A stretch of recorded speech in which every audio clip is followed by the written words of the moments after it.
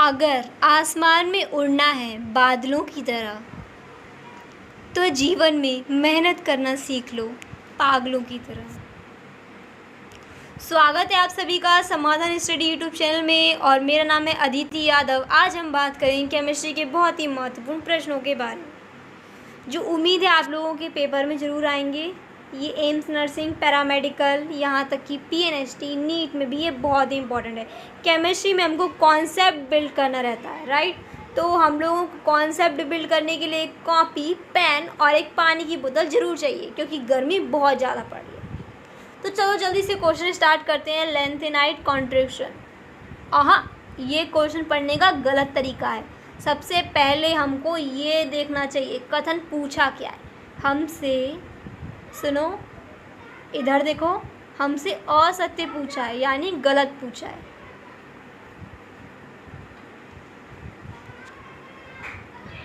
Lanthanide contraction की तुलना में एक तत्व से दूसरे तत्व का एक्टिनाइट कॉन्ट्रैक्शन अधिक है क्या? क्या बताओ जी, बिल्कुल सही। जो लेंथेनाइट कॉन्ट्रैक्शन होता है और जबकि एक्टिनाइट कॉन्ट्रैक्शन होता है, यानी कि एक्टिनाइट कॉन्ट्रैक्शन अधिक होता है लेंथेनाइट कॉन्ट्रैक्शन की तुलना में, राइट। अधिकांश त्रिसंयोजी लेंथेनाइट आयन ठोस अवस्था में रंगहीन होते हैं। क्या बताओ, रंगहीन होते हैं क्या? तो कुछ बच्चों ने यहाँ पे रंगीन समझ लिया होगा, लेकिन नहीं, यहाँ रंगहीन लिखा है। तो देखो, अधिकांश त्रिसंयोजी लेंथेनाइट, पूरी एनसीईआरटी में मोटी मोटी लाइन में लिखा हुआ है कि अधिकांश त्रिसंयोजी लेंथेनाइट आयन ठोस अवस्था में रंगीन होते हैं। रंगीन, ध्यान देना, यहाँ रंगीन होते हैं, तो यही हमारा सही आंसर चला जाएगा, यानी यही हमारा गलत ऑप्शन है। बाकी और ऑप्शन पढ़ लेते हैं। लेंथेनाइट ऊष्मा एवं विद्युत के अच्छे चालक होते हैं। जी बिल्कुल सही है। एक्टिनाइट अत्यधिक अभिक्रियाशील धातुएं हैं, विशेष रूप से जब वे सूक्ष्म विभाजित होती हैं। जी, जब कोई तत्व है वो छोटे छोटे टुकड़ों में विभाजित होता जाता है तो अधिक क्रियाशील हो जाता है। तो ऐसा ही हमसे बताया गया। अब इस क्वेश्चन पे ध्यान देना। अधिकांश त्रिसंयोजी लेंथेनाइट ठोस अवस्था में रंगीन होती हैं, लेकिन ये तो सही है, मतलब कि यही ऑप्शन गलत है। लेकिन एक क्वेश्चन जो इतना आता है तो गारंटी से लिख ही लेना भाई साहब। पूछा जाता है कि कौन से लेंथेनाइट, वैसे तो लेंथेनाइट रंगीन होते हैं ठोस अवस्था में, लेकिन अपवाद स्वरूप, जानते हो आप लोग अपवाद पे ज़्यादा क्वेश्चन आते हैं, तो पूछे जाते हैं अपवाद स्वरूप कौन से लेंथेनाइट ऐसे हैं जो रंगहीन हैं। तो ध्यान रखना, ला, सी, वाई बी, लू, ला, सी, वाई बी, लू, यानी कि LA हो गया हमारा +3 में, लू हो गया हमारा +3 में, वाई बी हो गया +4 में, और वाई बी हो गया हमारा +2 में, राइट, +2 में होगा, सॉरी, और सी होगा हमारा +3 में। तो ये इम्पॉर्टेंट है। ला, सी, वाई बी, लू, ये प्रतिचुंबकीय होते हैं, यानी इन पे कोई अयुग्मित इलेक्ट्रॉन नहीं है, और जानते हैं आप लोग अयुग्मित इलेक्ट्रॉन नहीं है, इसलिए ये सब रंगहीन होते हैं। ये मोस्ट इम्पॉर्टेंट है, 100% नहीं, तो इसे आप लोग 99.99% लिख लीजिए इसे। ला, सी, वाई बी, लू रंगहीन है, और ध्यान रखना रंगहीन क्यों है, ला, सी, वाई बी, लू रंगहीन क्यों है। अब लोग बोलेंगे ला, सी, वाई बी, लू क्या है भाई साहब? ये ला, सी, वाई बी, लू भाई साहब ये लेंथेनाइट के तत्व हैं। लेंथेनाइट में आता है ना वो सब तत्व हैं, लेकिन यहाँ पे LA जो है ना, इसका नाम लेंथेनम है। अच्छा मुझे बताओ, लेंथेनाइट कहाँ से कहाँ तक आता है? 58 से 71 तक पूरा हमारा लेंथेनाइट होता है, लेंथेनम सीरीज़ होती है, राइट।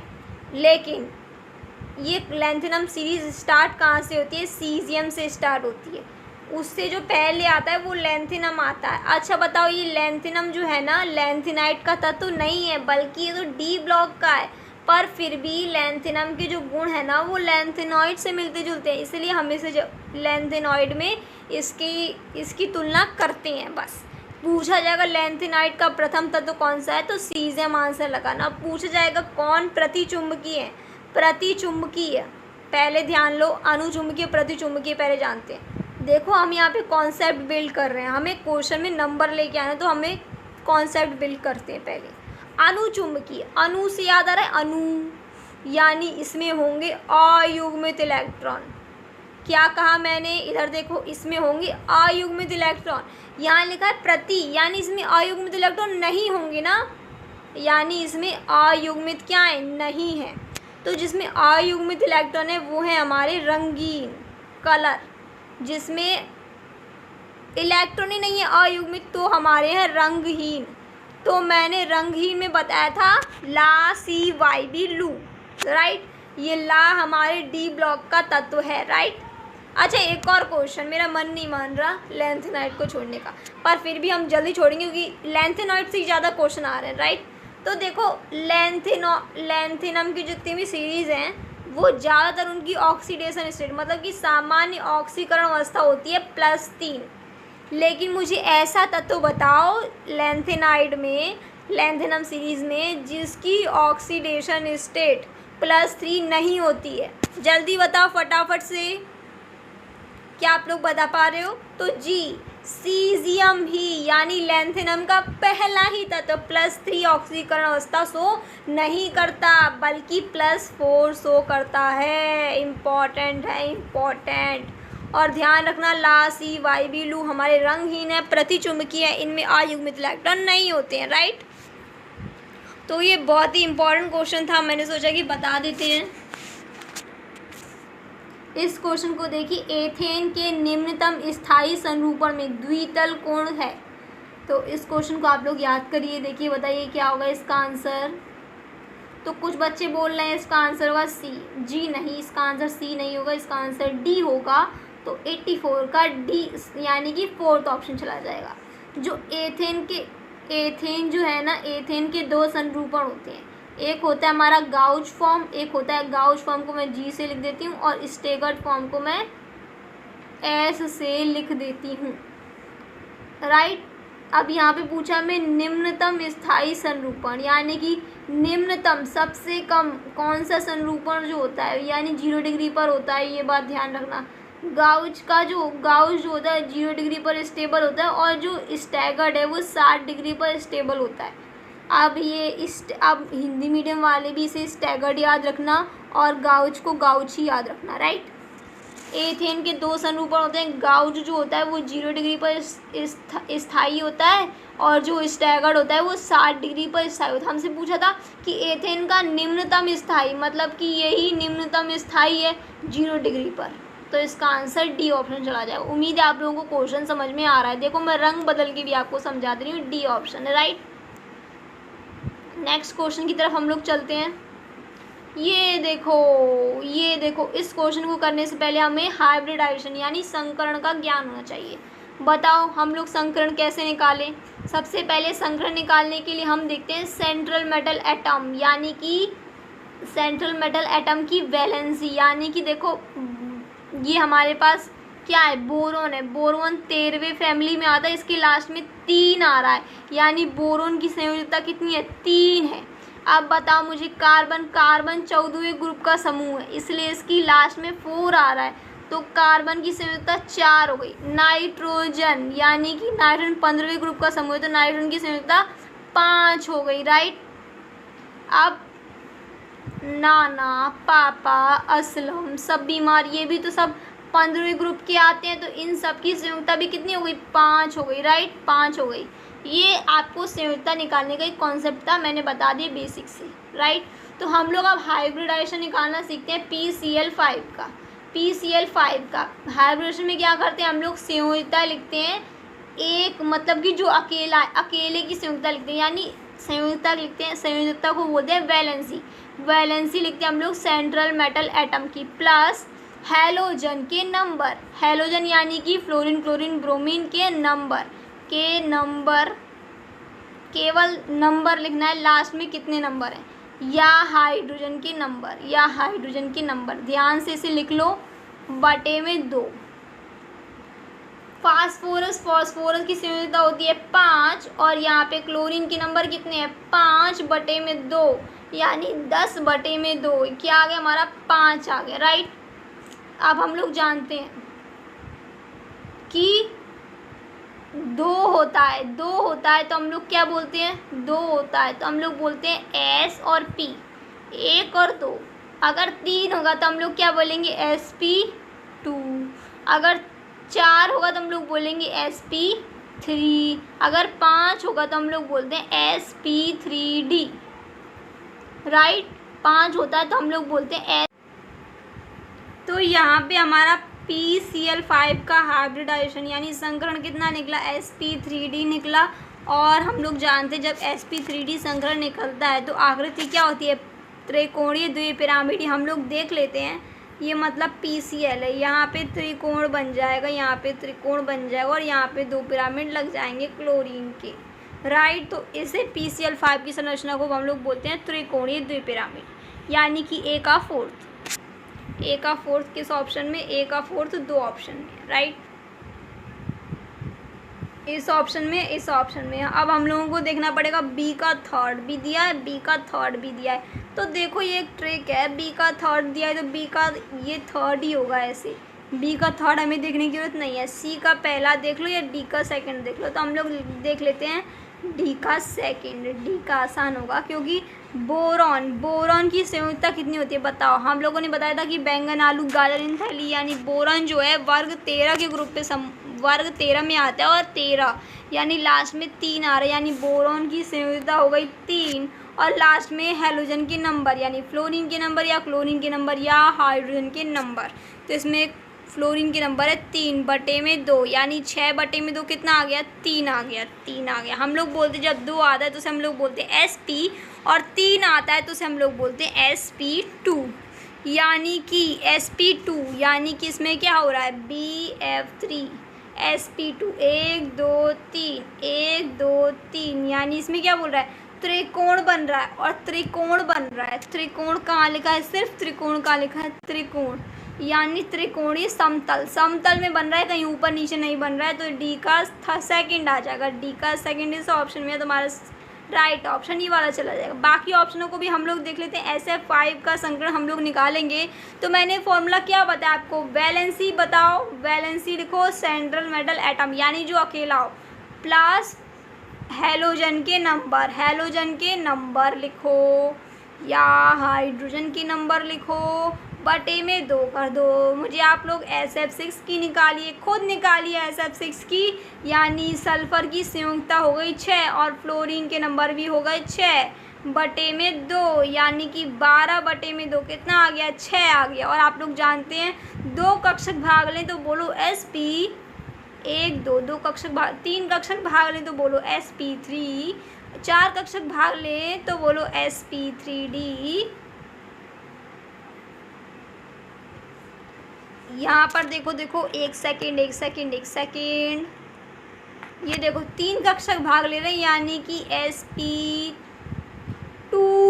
यानी कि 2 P के और एक 3 के यानी कि SP3। 3 कक्षक, 4 कक्षक में क्या होता है, एक S के भाग लेते हैं और 4 मतलब कि 3 P के भाग लेते हैं यानी 3 P के और एक S का यानी SP3। 5 होता है तो हम लोग बोलेंगे SP3D और 6 होगा, हम लोगों का आया था 6 होगा तो हम लोग क्या बोलेंगे SP3D2। और ध्यान रखना अगर SP3D2 है और कोई लोन पेयर नहीं है तो आकृति आंख बंद करके बोल देना अष्टफल की राइट ऑप्शन हो जाएगा। फर्स्ट BRF5 का देख लेते हैं। BRF5 की संयुक्ता हो गई 7 क्योंकि ये 17वें समूह में आता है। फ्लोरीन क्लोरीन ब्रोमीन 17वें में आता है ना, 17वें समूह में, 17वें ग्रुप में आता है। और लास्ट में फ्लोरीन के नंबर 5/2 ये हो गया हमारा 7 8 9 10 11 12 यानी 12/2 यानी 6। ये हो गया हमारा SP3D2। मैंने बोला अगर लोन पेयर ना हो तो बोलो अष्टफल की, अगर एक लोन पेयर हो तो क्या बोलोगे बताओ, वर्ग पिरामिड, सी का पहला।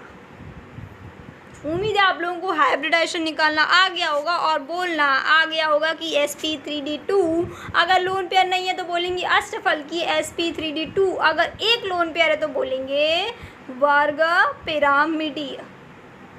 क्योंकि देखो एक लोन पे आप बच्चे भूल जाते हैं अष्टफल की, यानी कि sp3d2 में sp3d2 यानी अष्टफलकी में एक लोन पेयर होता है तो हमें वर्ग पिरामिड ही बोलते हैं, राइट। अगर sp3d, ये मैं किसकी बात कर रही हूँ, sp3d2 की, अगर sp3d2 हाइब्रिडेशन आ रहा है और उसमें एक लोन पेयर है तो उसे हम लोग बोलते हैं वर्ग पिरामिडी, राइट। अगर दो लोन पेयर है तो उसे हम लोग बोलते हैं वर्ग समतली। अब आप लोग इसे कैसे याद करोगे, देखो अमोनिया का स्ट्रक्चर जब हम लोग बनाते हैं अमोनिया में, अमोनिया क्या है, sp3, आप लोग बना के देख लेना, राइट। अमोनिया sp3 है। अमोनिया में कितने लोन पेयर होते हैं, एक लोन पेयर होते हैं, एक लोन पेयर होते हैं और बाकी ये 3 बंद बने होते हैं। देखो अमोनिया में भी एक लोन पेयर है तो लास्ट में पिरामिडी आ रहा है, तो इससे भी ध्यान रख सकते हो अमोनिया भी पिरामिडी है। क्यों अमोनिया पिरामिडी, क्योंकि अमोनिया में एक लोन पेयर है और sp3d2 यानी sp3d2 में भी एक लोन पेयर होते हैं, sp3d2 में एक लोन पेयर होते हैं तो हम लोग बोलते हैं वर्ग पिरामिडी है, यानी इसमें भी पिरामिड आ रहा है, एक लोन पेयर में पिरामिड। क्या आप लोग मेरी बात समझ पा रहे हैं? देखो इस रिएक्शन को करने से पहले मुझे इस रिएक्शन का नाम चाहिए, ये कौन सी रिएक्शन है, उम्मीद है आप लोग इस रिएक्शन को बता पा रहे होंगे। ये हमारी है कोल्बे अभिक्रिया, कोल्बे, बोल्बे, बोल्बे, कोल्बे, ये रिएक्शन है। अच्छा कोल्बे में क्या होता है, कोल्बे में ये देखो कितने carbon, 1 carbon, 2 carbon, 3 carbon, 3 carbon है, यानी कि 1 कार्बन कम हो जाएगा। देखो 2 कार्बन बचे हैं, राइट, 1 कार्बन कम हो गया है और दूसरा कार्बन जो है वो Na2CO3 के रूप में निकल गया। यहाँ पर NaOH प्लस में CaO भी लगता है, तो यहाँ पे आना चाहिए थर्ड ऑप्शन। उम्मीद है आप लोगों ने कर लिया होगा। और डीबाल H किस रिएक्शन में यूज़ होता है, क्या आप लोग बता सकते हैं डीबाल H किस रिएक्शन में यूज़ होता है? तो ध्यान देना डीबाल H होता है हमारे स्टीफन रिएक्शन में, स्टीफन रिएक्शन में, राइट। ये क्वेश्चन, ये रिएक्शन आप लोग देख सकते हैं। इसमें एक बहुत ही इम्पोर्टेंट चीज़ है जिसे हम लोग देखकर पता कर सकते हैं कि इस रिएक्शन का नाम क्या है, वो है हमारी CrO2Cl2। मैं इसे जितनी बार बोलूँ उतना कम है। ये CrO2Cl2 एक राम नाम के जैसे राम का नाम जितना बार लेते हैं उतना बार कम होता है, वैसे ही CrO2Cl2 का नाम जितनी बार लोगे उतनी बार कम है।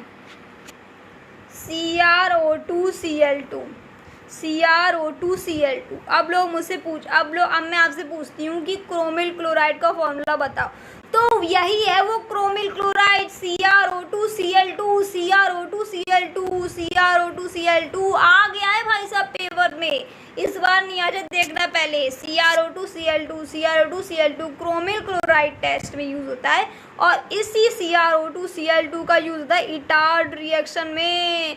तो ये कौन सी रिएक्शन है, इटार्ड रिएक्शन है। पहली बात तो ये, इसमें उत्पाद भी बता दिया है, इसमें एल्डिहाइड बनता है यानी बेंजल्डिहाइड बन भी गया है। इसमें हमको ये जो कॉम्प्लेक्स है ना, जो कॉम्प्लेक्स बनता है क्रोमिल संकुल बनेगा जो, उसको बताना है। तो वैसे तुम इसे ट्रिक से कर सकते हो।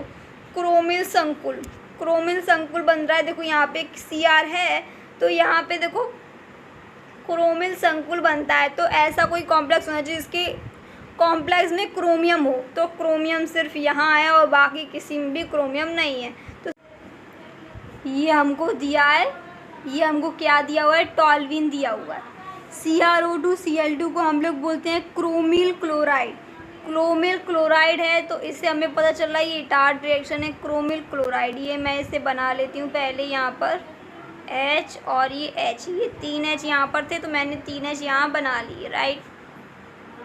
अब हमें इसका कॉम्प्लेक्स बनाना है, तो हम लोग क्या करते हैं CrO2Cl2 यानी कि इसका जो कॉम्प्लेक्स बनाएंगे, तो उस मतलब कि हम लोग क्या करेंगे, ये जो CrO2Cl2 है, ये जो इसके 2 H हैं, 2 H क्या करेंगे, ऑक्सीजन से रिएक्ट करके OH बना लेते हैं, राइट। मैं ये कॉम्प्लेक्स बना देती हूँ यहाँ पर CH तो इसका ऐसे की ऐसी रहता है और यहाँ पर ये OH बन जाते हैं। और देखो यहाँ पर क्या हुआ है,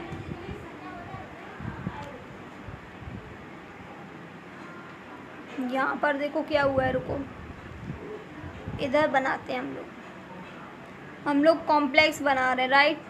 ये जो इसके 2 OH होते हैं ये क्या करते हैं, ऑक्सीजन से रिएक्ट करके 2 बार OH बना लेते हैं। ऑक्सीजन से रिएक्ट करके क्या करते हैं, 2 बार OH बना लेते हैं, एक बार इधर और एक बार इधर बना लेते हैं।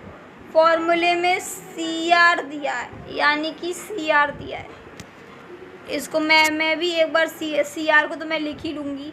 उसके बाद मैं क्या करती हूँ, लास्ट में फॉर्मूले में Cl2 दिया है, मैं यहाँ Cl2 लिख लेती हूँ और यहाँ Cl2 लिख लेती हूँ। तो मतलब कॉम्प्लेक्स में है ना क्रोमियम आ रहा है। अब मैं तो इसे ऐसे ध्यान रखूँगी कि क्रोमियम आ रहा है कॉम्प्लेक्स में, क्योंकि क्रोमियम संकुल बन जाता है, राइट। तो इसका आंसर ए होगा।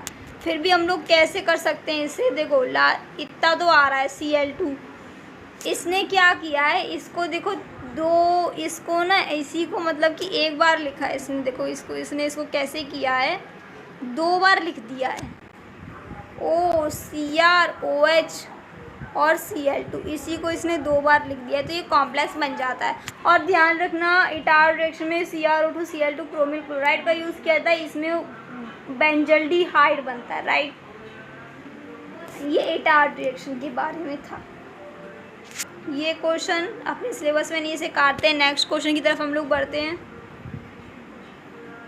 ये देखो, ये आप लोग कुछ देख पा रहे हो, कोको। अच्छा मुझे बताओ कोको की स्पेलिंग, इसे तुम लोग क्या पढ़ोगे, इसे तुम लोग पढ़ोगे को और को पढ़ोगे तो जरा एक केवल CO लिखा हो तो इसे क्या पढ़ोगे, को पढ़ोगे ना, को।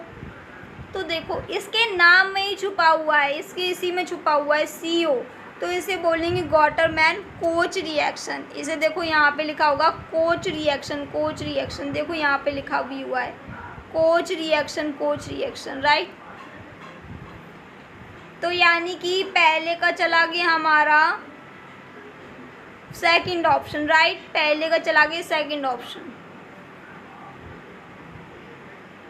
ओ माय गॉड, देखो पहले का सेकंड ऑप्शन और बाकी मिलाने की जरूरत भी नहीं पड़ी। जबकि देख लेते हैं यहाँ पर, ये हमारा है हेलोफॉर्म रिएक्शन में हमको CH3 और COO होगा, तो इससे हम समझ जाएंगे ये हेलोफॉर्म रिएक्शन है। यानी कि देखो इसमें CH3CO है, तो ये हेलोफॉर्म रिएक्शन यानी बी का थर्ड। और जब भी सांद्र H2SO4 दिया हो और अल्कोहल और कार्बोक्सिलिक एसिड दिया हो तो समझ जाना ये ईस्टरीकरण है, ईस्टरीकरण। और लाल फास्फोरस, और ये देखो ये हमारा अल्फ़ा, ये हमारा बीटा, इसमें होता है हेल्वोल जेल यानी HVZ रिएक्शन। इसमें क्या होता है, अल्फ़ा हाइड्रोजन निकलता है, यानी कि इसमें बीटा हाइड्रोजन निकलता है। ये बीटा का जो हाइड्रोजन है उससे रिएक्शन होती है, राइट। तो उम्मीद है इसका फर्स्ट आंसर आप लोगों को समझ में आ गया होगा। ये क्वेश्चन करने से पहले मैं आपसे एक क्वेश्चन पूछना चाहती हूँ, बताओ ये बहुत ही इंपॉर्टेंट है, जस्ट नोट, मैं कह रही हूँ इसे नोट करना। Cu+1 ज़्यादा स्थायी है या Cu+2, बताओ Cu+1 ज़्यादा स्थायी है या Cu+2। अब देखने में क्या लगता है, बच्चे बोलते हैं Cu+1, पर बिल्कुल नहीं, Cu+2 ज़्यादा स्थायी है, राइट। Cu+2 ज़्यादा स्थायी है, ये कम स्थायी है। ये क्या है, ज़्यादा स्थायी, अपनी कॉपी में नोट कर लो। और ज़्यादा स्थायी का कारण भी बताओ। Cu+2 ज़्यादा स्थायी इसलिए है क्योंकि उच्च जल योजन ऊर्जा के कारण Cu+2 ज़्यादा स्थायी है। एक और क्वेश्चन पूछूं, 13वां समूह है, 13वें ग्रुप, 13वें समूह में कौन आता है हमारा, बैंगन, आलू, गाजर, इन थैला, राइट, इन थैला, राइट।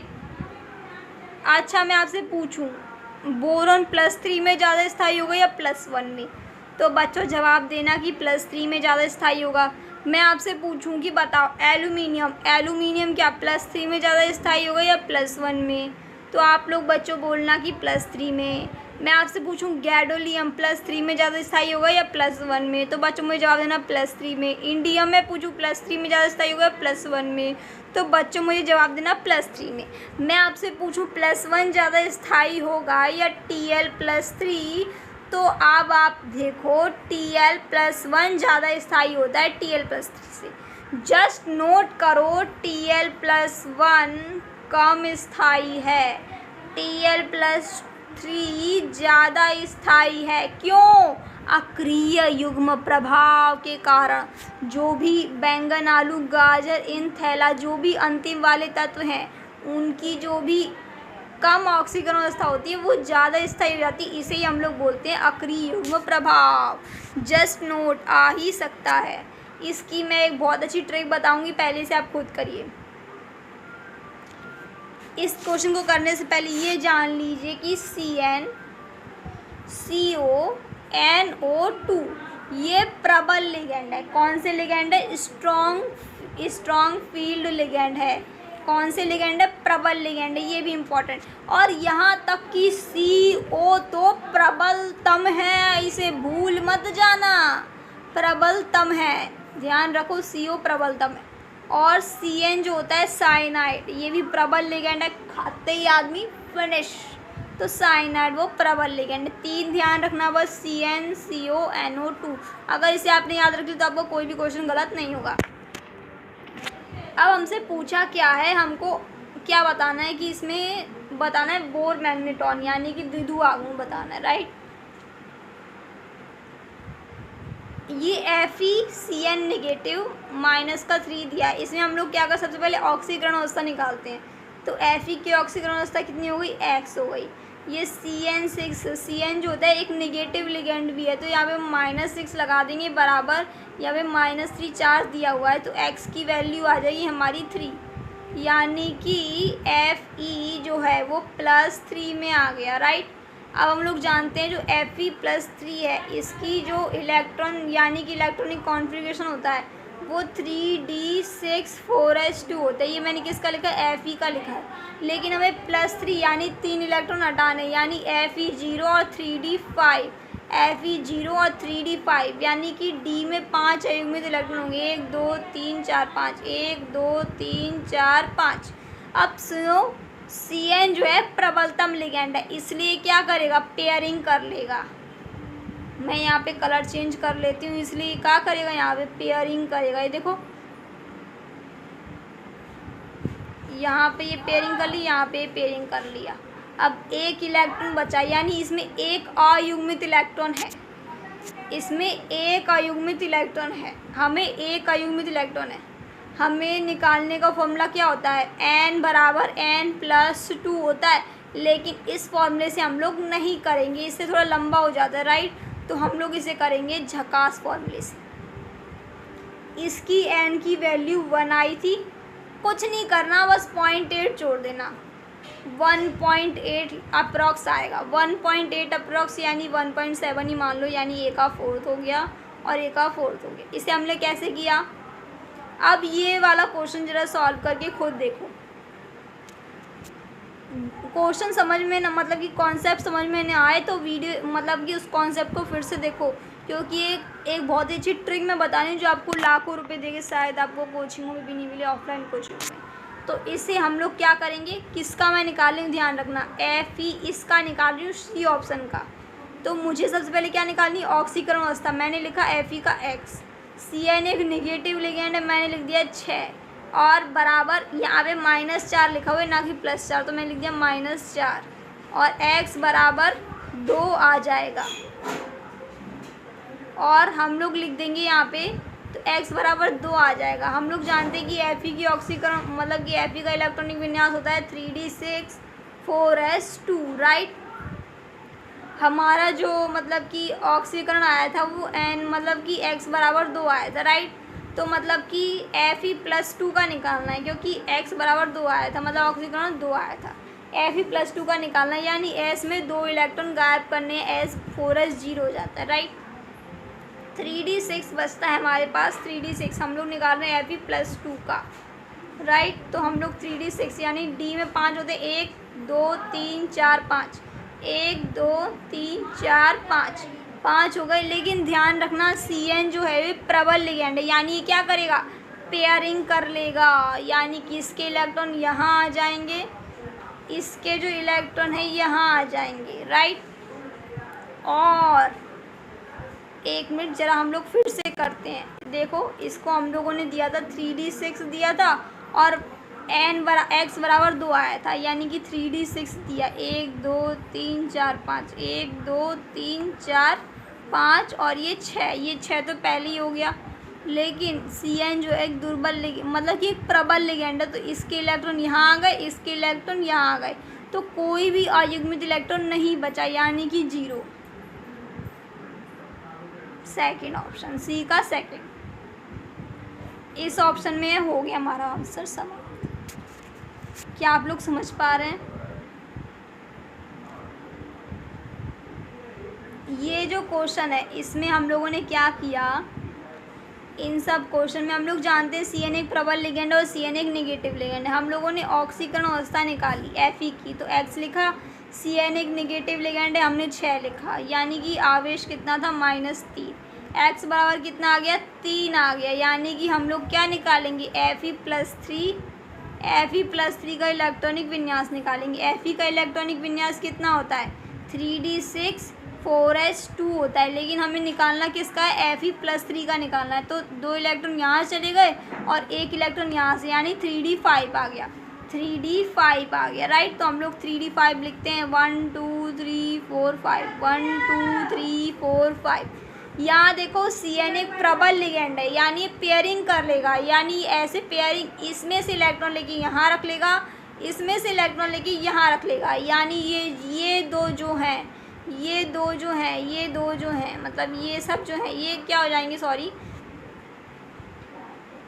ये तो वैसा का वैसा ही रहेगा, क्योंकि एक यहाँ चलेगा और एक यहाँ चलेगा, एक ही अयुग्मित इलेक्ट्रॉन बचा, यानी कि फिर हम लोग क्या 1 में हम लोग 0.8 जोड़ देंगे, तो 1.8 समथिंग आ जाएगा, तो यानी A का चौथा हो गया, राइट। क्या आप लोग समझ पा रहे हैं? तो ये आंसर हमारा चला जाएगा। ऐसे ही हम लोग एक और देख लेते हैं, H2O का देख लेते हैं, मतलब कि मैं H2O का, तो हम लोग क्या करेंगे, Fe की वैल्यू x लिख देंगे।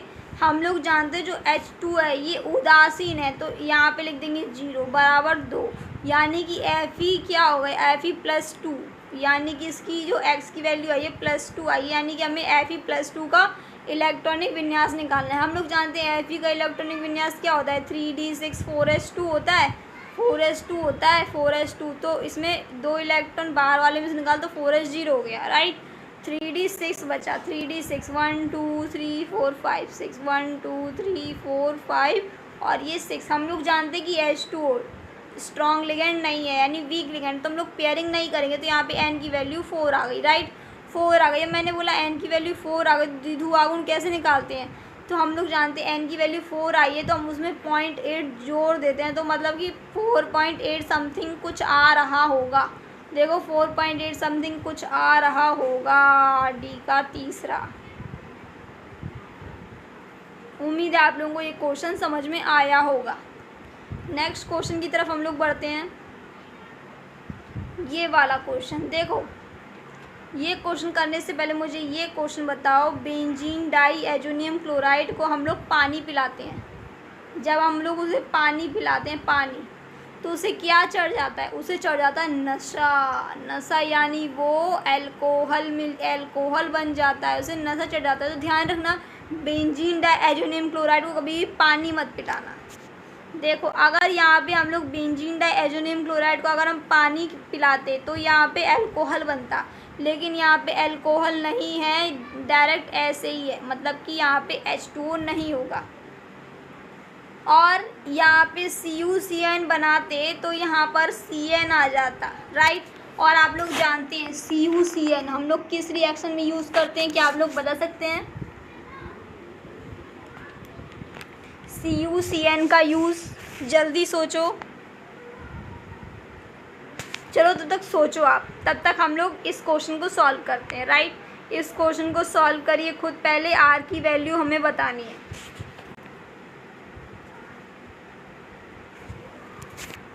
तो आप लोगों ने बता दिया कि CuCN का यूज़ हम लोग करते हैं सैंडमेयर रिएक्शन में, और सैंडमेयर रिएक्शन में CuCN बटे में KCN का यूज़ होता है, या फिर Cu2Cl2 का यूज़ होता है। अब मैं आपसे पूछूं कि सैंडमेयर में प्रोडक्ट ज़्यादा बनते हैं या फिर गॉटरमान में, सैंडमेयर में प्रोडक्ट ज़्यादा बनते हैं या फिर गॉटरमान में, तो आप ही बताओ।